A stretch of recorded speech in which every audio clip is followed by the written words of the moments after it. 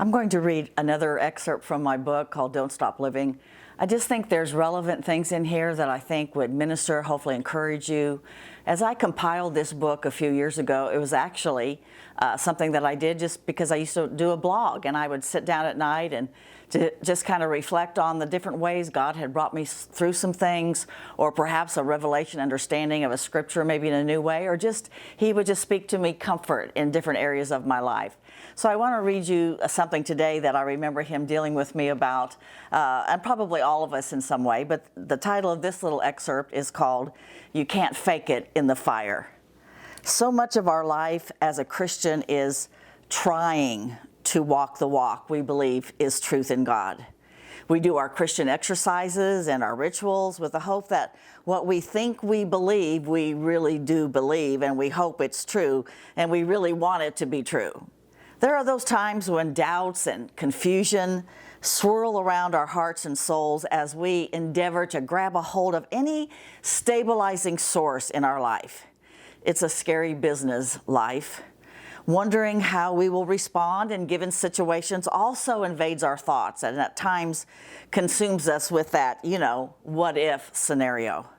But God, in His infinite wisdom and grace, gives us opportunities to discover our true beliefs. That's how I choose to identify these fiery trials that come into my life. They're opportunities. Yes, they are just opportunities to discover God and His provision in the midst of these unruly, fiery circumstances that come to all of us. It's not a matter of if we will walk through fiery trials, but when we walk through fiery trials. The word of the Lord is sure.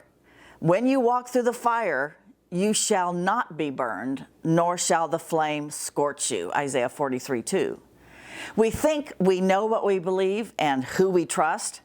However, the fire will reveal all things. You can't fake it in the fire. It's in the fire that we discover a strength that is beyond ourselves, a strength that is beyond our understanding, and a fireproof garment that keeps us from being consumed. P.S. When we're in the fire, we are not alone. You know the story out of Daniel chapter 3, 24 and 25. Then King Nebuchadnezzar was astonished, and he rose in haste and spoke, saying to his counselors, "Did we not cast 3 men bound into the midst of the fire?" They answered and said to the king, "True, O king."